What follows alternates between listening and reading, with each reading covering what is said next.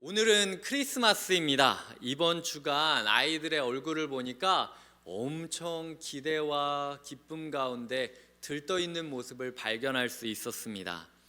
그럴 만한 게 성탄이다라고 하면은 아이들 마음 가운데 딱 꽂혀 있는 그 마음은 선물 받는 날, 이렇게 각인이 되어 있기 때문이죠. 기사를 보았는데요, 우리나라의 한 백화점, S라고 불리는 한 백화점의 경우 크리스마스 장식을 딱 걸어놓는 순간부터 주말 상품 구매가 60% 증가한다고 합니다. 그리고 본격적인 성탄 연휴 기간에는요, 새벽까지도, 평소의 새벽까지도 매출이 뛴다고 해요. 한번 생각해 봅시다.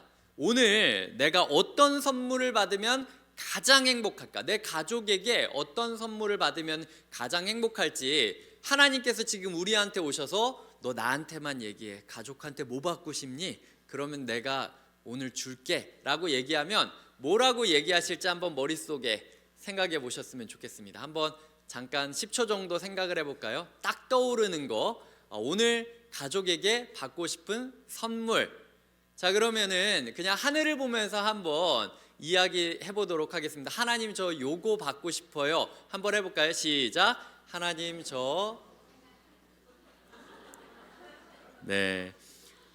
내 말한 대로 될지어다.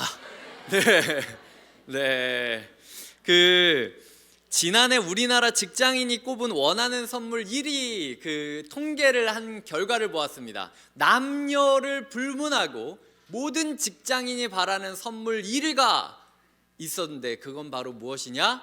현금이었습니다. 그래서 만약 모든 여기 있는 남녀 직장인들은 하나님, 저 현금 주세요. 그거 어차피 받아봤자 팔아서 다시 현금으로 만들 겁니다 라고 이야기하는 분들도 많이 있다라는 거죠. 그럼 하나님은 우리한테 어떤 선물을 주셨을까라는 부분에 대해서 생각을 해보도록 하겠습니다. 8장 32절을 같이 읽어주시겠습니까? 시작. 자기 아들을 아끼지 아니하시고 우리 모든 사람을 위하여 내주시니가 어찌 그 아들과 함께 모든 것을 우리에게 주시지 아니하겠느냐. 제가 성탄 설교를 준비하면서 말씀을 찾던 중에 그 당시에 이 본문을 찾은 때가 성도님 부모님 중에 아픈 분이 있어서 제가 간절히 기도하던 중에 성탄 설교를 준비하려고 찾고 있던 중이었습니다. 근데 이 모든 것을이라는 단어에 제가 눈이 확 꽂혔습니다. 하나님 모든 것 주신다면서요. 모든 것 주신다는데 왜 우리 부모님 안 일으켜 세워주십니까? 왜 우리의 가족 안 회복시켜 주시는 겁니까? 제가 이런 마음으로 사실 이 본문을 정하게 되었거든요. 하나님께서는 우리에게 모든 것을 주신다는 거예요. 백지수표입니다. 백지수표에 무엇을 적으시겠습니까? 하나님을 오늘 본문이 어떤 존재로 묘사하고 있는지 아십니까? 자기 아들을 아끼지 아니하시고 내주시니가. 자기 아들을 아끼지 않고 내주셨다라는 거예요. 100억짜리 통장을 우리에게 주신 분이 있다고 생각을 해봅시다. 그분한테 찾아가서 10만 원짜리 밥 사달라고 하면은 너는 사달라고 해도 왜 이렇게 비싼 거 사달라고 하냐 타박하시겠습니까? 100억까지 주신 분인데 그 10만 원을 우리에게 안 주시겠냐는 거예요. 가장 좋은 것을 준 사람은 아무것도 아닌 것에 대해서는 더 여유 있는 마음으로 우리에게 주실 수밖에 없다라는 것이죠. 성탄이라는 뜻이 무엇입니까? 예수님이 우리에게 오셨다라는 거예요. 예수님이 우리에게 오셨다라는 건 하나님께서 가장 귀한 것을 주셨다라는 거예요. 예수님까지 우리에게 주셨던 하나님이 오늘 우리가 구하는 물질, 오늘 우리가 구하는 상황, 오늘 우리가 구하는 건강, 오늘 우리가 구하는 관계, 오늘 우리가 구하는 인생의 답을 안 주시겠습니까? 이 지점에 대해서 성경은 너무나도 명확하게 구해라, 그거 믿음 없는 거 아니다, 믿음으로 구해라 모든 것을 이라고 이야기하는 것을 우리가 믿음으로, 하나님 성탄이니까 저 한번 구해볼게요 라고 하나님께 솔직하게 우리가 받고 싶은 것을 이야기한다면, 제가 아는 하나님이라면, 제가 믿는 하나님이라면 더 기뻐하실 거예요. 그래, 안 그래도 너 선물 뭐 해줄까 고민했는데 너 그거 이야기했으니까 잘했다. 내가 어떻게 너 이끌어주는지 한번 보여줄게. 네 기도 제목 가지고 내가 어떻게 응답하는지 한번 보여줄게 라고 이야기하시는 하나님의 손길을 느낄 수 있게 될 거라는 거죠. 선물하다라고 이 뜻에 해당하는 독일어를 찾아보았는데요, 쉔켄이라는 독일어입니다. 제가 독일어를 잘 알지 못하지만 책을 찾아보니까 이 쉔켄이라는 단어는 원래 누구에게 마실 것을 주다라고 할 때 사용되는 동사라고 해요. 그래서 요즘도 와인을 따를 때에는 아인쉔켄이라는 동사로 그 모습을 사용한다라고 합니다. 즉 선물한다라는 거는요, 그 사람을 시원하게 만들어준다라는 거예요. 속 시원하게 갈증을 풀어주는 것이 선물이라는 것이죠. 하나님은 그저 과자 한두 개 던져주고 생색내려고 하는 것이 아닙니다. 그냥 우리에게 한두 가지 조그만한 장식품 주면서 생색내려고 성탄을 주신 게 아니에요. 모든 것을 주시려고, 우리의 모든 갈증을 풀어주시려고, 우리의 모든 답답함을 뚫어주시려고 우리에게 성탄을 주셨다라는 거죠. 그렇기 때문에 구하셔야 됩니다. 받고 싶은 것을 하나님께 이야기하시며 아빠 나 선물 받고 싶어요 라고 솔직하게 이야기하는 그런 모습이 오늘 우리에게 필요하다라는 것을 잊지 마셔야 돼요. 그런데 한 가지 마음에 제가 걸렸던 구절이 있습니다. 그것은 모든 것을 이라는 말 앞에 뭐가 붙어 있기 때문이었는데요, 그 아들과 함께입니다. 그래서 오늘 설교 제목이 그 아들과 함께 모든 것을 이라고 제가 짓게 된 것이죠. 우리가 받게 될 선물 모두는 예수님과 함께 받아야 된다라는 거죠. 예수님 따로 받지 않아야 된다라는 겁니다.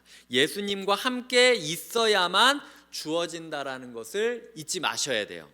이 예수님과 함께 있어야만 모든 것을 받는다라는 말이 뜻하는 거를 제가 4가지로 이야기 드리겠습니다. 첫째, 예수님을 그저 부적처럼 여기지 마세요. 예수님이 왔으니까 뭐든지 잘 풀리겠지, 마치 집에다 부적 붙여놓고 이거 있으니까 다 잘 되지 라고 생각하지 않고 예수님 자체가 우리의 모든 것이라는 사실을 먼저 기억하셔야 돼요.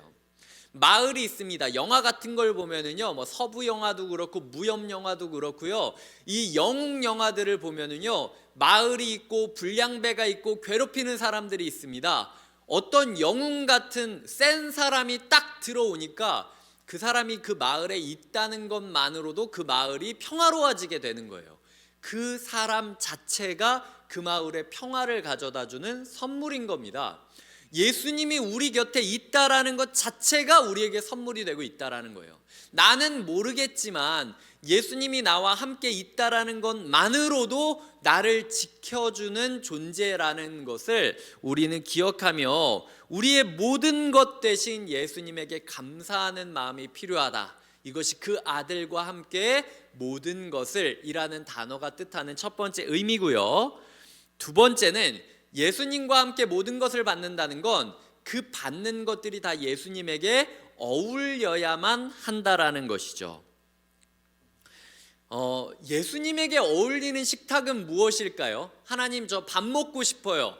그래 내가 밥 줄게. 예수님이랑 같이 밥 먹어라 라고 이야기한다면 하나님께서 우리에게 소위 흑백 요리사, 파인다이닝 뭐 이렇게 이야기하듯 30만 원, 40만 원짜리 그 상차림을 우리에게 주시면서 네가 기도했으니까 먹어라, 이게 어울릴까요? 아니면은 지난 주일에 이야기한 그것처럼 한 소년이 도시락 가져온 이 오병이어, 이 떡과 물고기들의 도시락을 예수님이랑 같이 뜯어먹는 것을 하나님이 더 어울리다라고 이야기하실까요?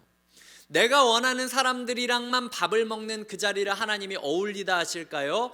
아니면 세리 마테나 세리 삭기오처럼 정말로 내가 꼴보기 싫은 사람들이랑 앉아서 먹는 식탁이 더 어울릴 거라고 생각하실까요?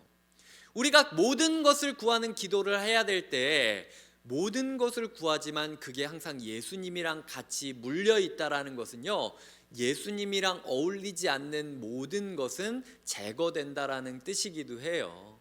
그렇기 때문에 우리의 삶이 열심히 구하고 있는데도 아무것도 받고 있지 않는다면 한번 생각해 보셨으면 좋겠어요. 예수님이랑 어울리는 것들을 이미 응답하셨는데 내가 바라는 모습이 아니라서 지금 거부하고 있는 건 아닌가? 그런 모습일 수도 있다라는 것이죠. 용돈을 받았습니다. 용돈을 받았는데 이 큰 돈을 받았다라고 해서 내 마음대로 쓸 수 있겠습니까? 사람들이 없는 곳에서는 내 마음대로 쓸 수 있겠죠. 하지만 정말로 아내가 옆에서 보고 있다거나 부모가 옆에서 보고 있다거나 아이가 옆에서 보고 있으면 그거 내 마음대로 쓸 수 있겠습니까? 나 술 마시고 싶다고 술 사겠습니까? 나 담배 피고 싶다고 담배 사겠습니까? 나 놀고 싶은 거 흥청망청 쓰겠습니까? 곁에 누가 있느냐에 따라서 어울리는 소비가 있다라는 거죠. 그렇기 때문에 우리의 삶의 모든 것을 구하지만 그 모든 것을 예수님이랑 같이 사용해야 한다라는 것을 잊지 말아야 된다라는 것. 이것이 두 번째 선물의 법칙이고요. 세 번째, 예수님과 함께 모든 것을 받을 수 있다는 하나님 선물의 법칙은 이래도 되는 건가 생각해 보게 될 것이라는 거예요. 아까 두 번째와 비슷한 이야기지만 같은 금액을 용돈으로 받아도요, 그것을 자기 마음대로 쓰는 친구가 있는 반면 부모님이 이걸 얼마나 힘들게 벌었는지 아는 사람은요, 똑같이 받았어도 쉽게 안 씁니다. 그리고 이거를 어떻게 해야 더 부모님의 마음을 행복해 해줄 수 있을지 고민하며 지혜롭게 사용하게 된다라는 것이죠. 최근에 우리 교회 가운데 정말 아무도 알지 못했던 기적 하나가 일어났었는데 정말로 우리 교회 성도님들 중에 너무 아프신 분이 있어요. 너무 힘드시고 아프시고 괴로워하셔서 제가 수차례 그분을 위해서 지속적으로 기도해 오는 분이 있습니다. 근데 그분이 저한테 연락 주셔서 목적 헌금을 조금 하셨어요. 근데 그 목적 헌금의 이유가 뭐냐면 아픈 중에서도 어떻게 일거리를 찾게 되셔서 일을 하게 됐는데 그 첫 예물을 나를 위해서 쓰는 게 아니라 내가 이렇게 고생했으니까 나 이제 호텔 레스토랑에 가서 밥 먹을 거야, 호텔에 가서 한번 잘 거야, 그렇게라도 쉬면서 내가 속을 풀 거야, 이게 아니라 내가 환우로서 하나님과 성도님들에게 너무 많은 은혜를 입었기 때문에 이 몇백만 원을 보낼 테니까 목사님 이거 우리 교회 안에 있는 환우들을 위해서 어떻게 좋은 방법으로 쓸 수 있을지 방법을 찾아주셨으면 좋겠다라고 전해주신 그 이야기가 있었습니다. 사실 제가 오늘 이 자리에서 이 이야기를 드리기 전까지 성도님들 중에서도 우리 교회 가운데 이런 마음을 가진 사람들이 있다라는 것을 깨닫지 못할 정도로 이게 한 분의 이야기가 아니에요. 너무 많은 분들이 이런 귀한 마음들을 가지고 서로를 돌보고 아끼고 있는 모습들이 우리 가운데 있다라는 거죠. 이거 내 돈이라고 생각하면 이렇게 쓰겠습니까? 아니에요. 내 돈이라고 생각하면요, 돈이 생기면 생길수록 쓰고 싶을 것들이 많이 생깁니다. 필요하지 않아도 안 사면 안 될 것 같은 마음이 들어서 뒤적거리게 되는 게 인간의 마음이에요. 그런데도 불구하고 이 돈을 누가 주셨는지를 알고 있으니까 그 돈을 함부로 내 마음대로 쓰는 게 아니라 내 아버지가 원하는 뜻대로 쓰기를 위하여 고민하고 사용하게 되는 것들이 많이 있다라는 것이죠. 예수님께서 마치 부모님께서 힘들어서 수고하신 그 돈을 우리에게 용돈으로 주는 것처럼 예수님께서도 우리를 위하여 사역하시고 그 사역으로 말미암아 우리에게 모든 것을 주신 것 아닙니까? 어떻게 예수님이 우리를 위해 애쓰셨습니까? 34절을 한번 같이 읽도록 하겠습니다. 시작.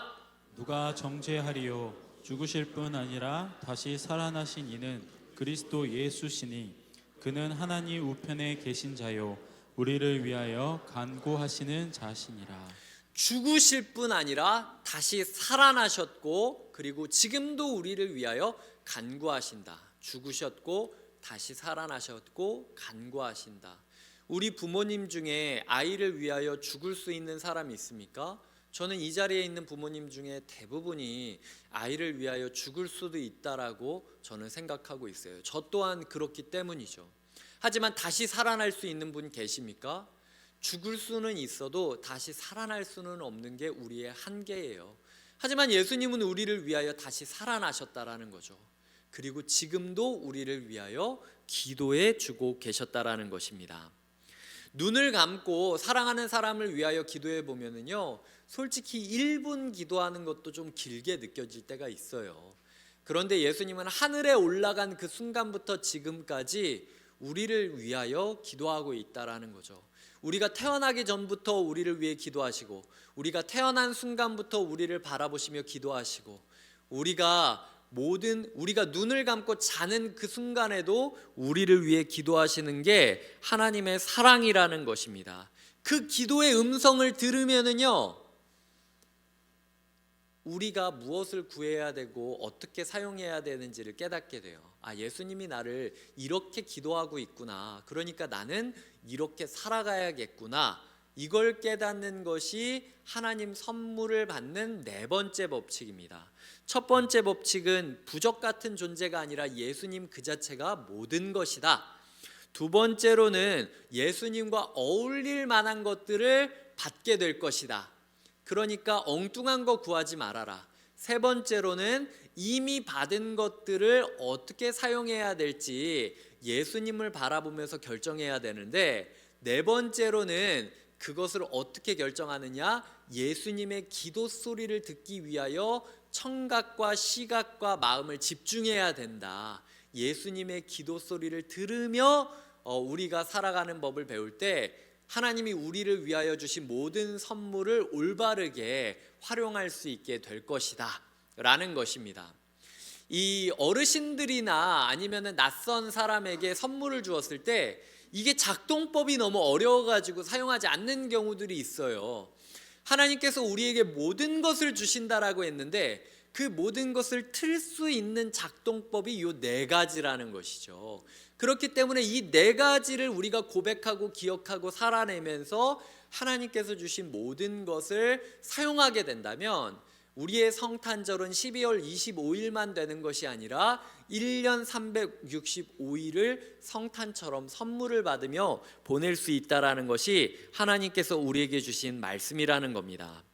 자, 지금까지 제가 크게 두 가지를 이야기 드렸어요. 첫 번째로는 하나님은 모든 것을 주실 정도로 우리를 사랑하신다. 그러니까 교회 다닌다고 자꾸 구하지 말려고 하지 말고 모든 것을 구해라. 하나님의 마음이라는 것을 기억하시고요. 우리의 갈증을 해소하실 하나님의 사랑을 기대해야 된다라는 거죠. 두 번째, 하나님은 그 모든 것을 예수님이랑 같이 주셨다라는 것. 그렇기 때문에 아까 제가 이야기한 선물 사용법 네 가지를 기억하시면서 하나님이 예수님과 함께 주신 모든 것을 올바로 사용할 때에 선물을 주신 하나님의 마음이 흡족해지면서 그래 그거 그렇게 쓰는 거야 라고 우리를 기뻐하시는 모습을 볼 수 있게 된다라는 것입니다. 하나님께서 우리에게 시간을 주셨습니다. 하나님께서 우리에게 재능을 주셨습니다. 하나님께서 우리에게 물질을 주셨습니다. 하나님께서 우리에게 가족을 주셨습니다. 하나님께서 우리에게 그리고 곁에 있는 교회를 주셨습니다. 이걸 택배 박스 받아만 두고 그냥 처박아 두는 식으로 박아두지 말자라는 것을 우리가 잊지 않으셔야 돼요. 어제 어린이부에서요, 그 부모님들과 아이들을 초청해서 성탄 케이크를 만들었던 사진을 저 또한 설교를 준비하다가 받게 되었습니다.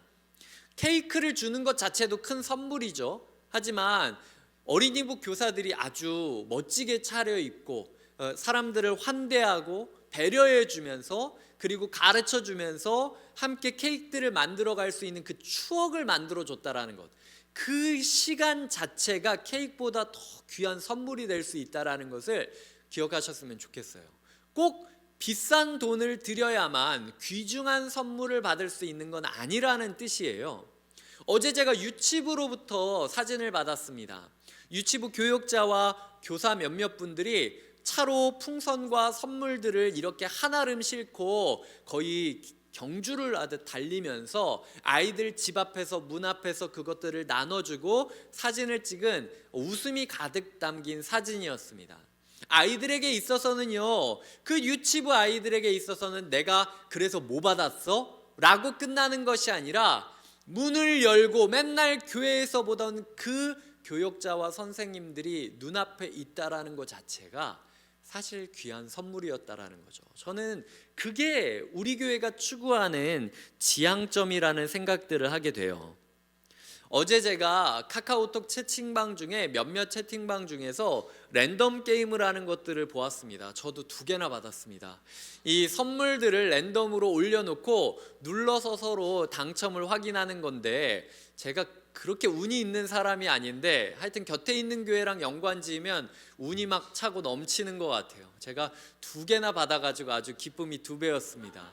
이런 모습들이 정말 아무것도 아닐 수 있잖아요. 근데 카카오톡 채팅방 안에서 맨날 숙제 검사만 하고 서로 뭐 출석 체크만 하고 이 뭔가 공지만 전달하고 막 이렇게 건조하게 끝나는 것이 아니라 그렇게 소소하게라도 선물을 나누는 것 자체가 선물이라는 거죠. 그래서 선물을 받지 않은 사람 또한 선물이 될 수 있다라고 우리가 여겨지게 되는 것이 우리의 삶 가운데 이어져야 되는 선물의 표현이라는 거죠. 제가 한 책자에서 이런 글귀를 읽었습니다. 대부분의 현대인들은 사랑의 표현이란 선물을 갈망할 것이다. 왜냐하면 요즘 사람들 뭐 과자 준다고 뭐 선물처럼 여기겠습니까? 옛날에는 저 어렸을 때 바나나 하나 1년에 한 번 막 제사상에서 만날 수 있는 바나나인데, 요즘은 뭐 아무리 귀한 거 줘도 그냥 자기 마음대로 썼다가 흥미 잃어서 처박아 두지 않습니까? 현대인들이 바라는 진짜 선물은 사랑의 표현이다 라는 글귀를 제가 읽은 적이 있습니다. 결국은 우리가 우리의 삶 가운데 사랑의 표현들을 하나님으로부터 받고 사랑의 표현들을 다른 사람들한테 하는 것, 성탄을 통하여 우리에게 표현해 주시는 하나님의 사랑을 마음에 담고 우리 또한 누군가한테 말구유에 오신 예수가 되어서 작게 뭐 랜덤 채팅이라든지 풍선을 집에 전달해 준다든지 문자를 하나 보낸다든지 이런 식의 사랑의 표현들을 해가면서 우리가 서로에게 선물이 되어 주어야 된다라는 것이죠. 말씀을 맺겠습니다. 살다 보면은요, 모든 것을 내던지고 이불 속에 들어가서 어둠 속에만 있고 싶다라고 느껴지는 날이 있습니다. 저 또한 그런 날들이 있어요. 심장이 조각조각 찢어지는 날들도 있습니다. 저는 그럴 때는 선물을 생각합니다. 택배 박스 다 쌓아놓고 제 몸과 마음이 지칠 땐 사실 선물 잘 안 열어볼 때 있거든요. 제가 시킨 택배인데도 불구하고 안 열고 그냥 누워서 잘 때가 있어요. 제가 시킨 거는 제가 필요하기 때문에 시킨 거 아닙니까?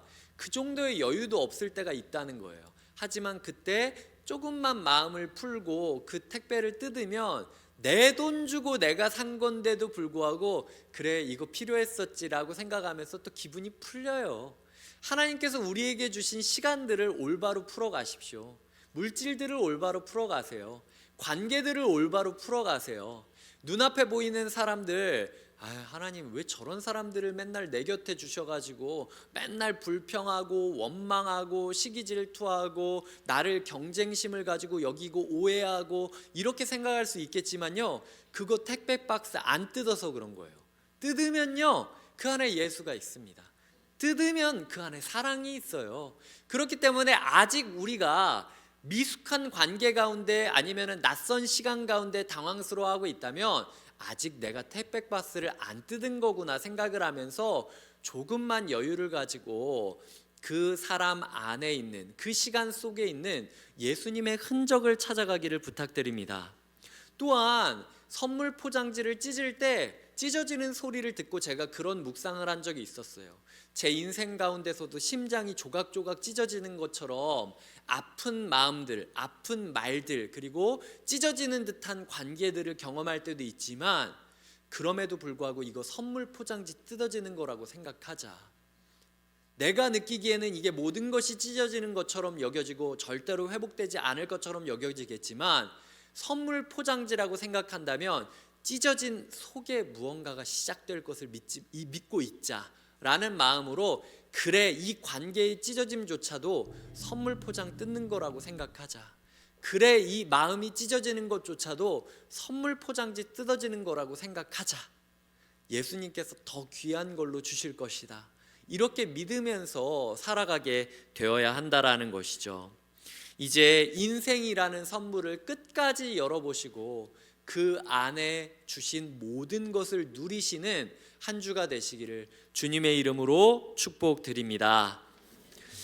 이제 찬양하도록 하겠습니다. 아까 저희가 찬양했던 찬양이기도 한데요, 사랑이 오셨네, 어둠에 갇힌 우리에게 빛으로 오셨네, 온 세상 구주 나셨네. 우리에게 찾아오신 사랑을 기억하고 감사하며 함께 찬양으로 나아가도록 하겠습니다.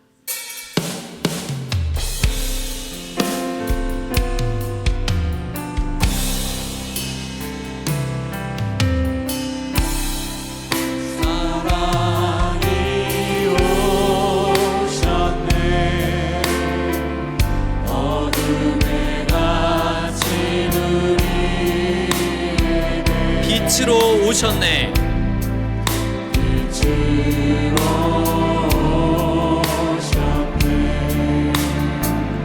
온 세상 구주 나셨네. 세상 끝날까지, 세상 끝날까지 우리와 함께 하시려. 사랑이 오셨습니다. 사랑이 오셨네. 온 세상 구주 나셨네. 다시 처음부터 찬양하겠습니다. 사랑이 오셨네. 어둠에 갇힌 우리에게 빛으로 오셨네. 온 세상 구주 나셨네. 세상 끝날까지 우리와 함께 하시려. 사랑이 오셨네. 온 세상 구주 나셨네. 하늘의 영광, 하늘의 영광, 땅에는 평화. 천사들의 소리가 천사들 노래소리가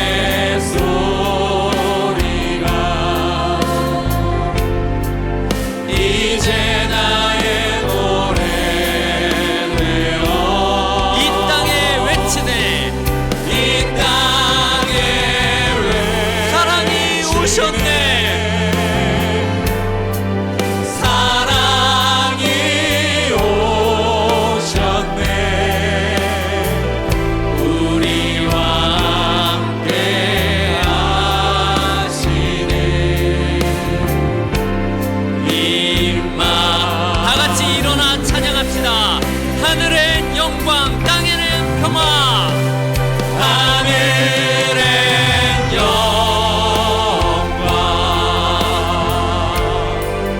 땅에는 평화.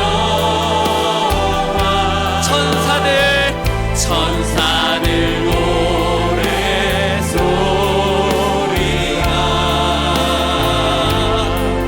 이제 나의 노래 되어 이 땅에 외치네.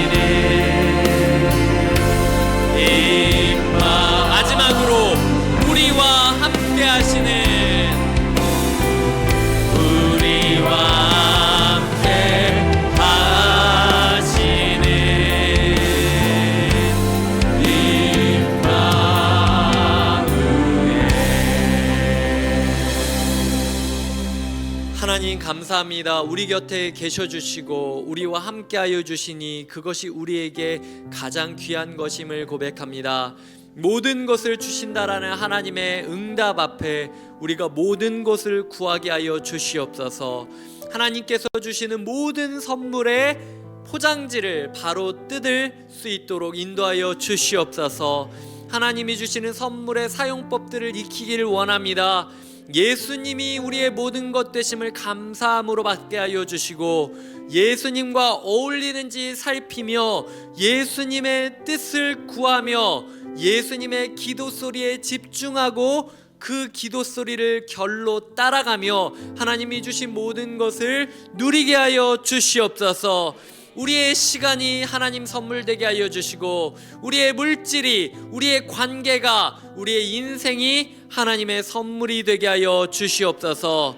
이 모든 기도를 이루실 예수님의 이름으로 기도드리며 우리 주 예수 그리스도의 은혜와 하나님의 사랑과 성령님의 교통하심이 선물로 와주신 성탄의 예수 그리스도를 기쁨으로 맞이함으로 인생을 예수님과 어울릴 수 있도록 예수님의 기도 소리에 귀 기울이며 바르고 소중하게 다루기를 소망하고 결단하는 주님의 사람들과 곁에 있는 교회에게 지금부터 영원토록 함께해 주시기를 간절히 축원하옵나이다. 아멘.